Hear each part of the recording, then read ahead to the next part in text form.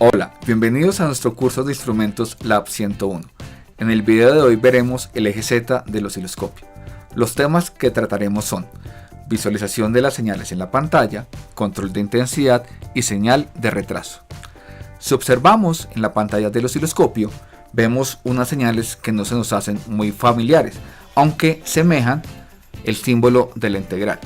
En realidad lo que estamos viendo es una onda sinusoidal a la cual se le ha cambiado su intensidad o el eje Z.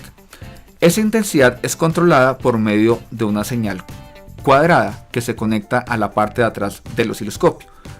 Si ponemos atención, cuando la señal está abajo, la señal está más intensificada y cuando la señal está arriba está menos intensificada.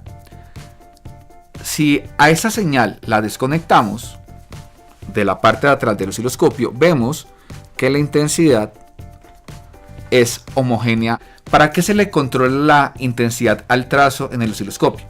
Cuando la señal se está graficando y tiene que regresar a la parte original, para que no se vea un haz de electrones, se apaga esta señal y esa es la señal del eje Z. Y en resumen, los temas que hemos visto hoy son el eje Z y la visualización en la pantalla con el eje Z. Hasta aquí nuestra sesión acerca del eje Z. En el próximo video veremos la magnificación horizontal. Muchas gracias.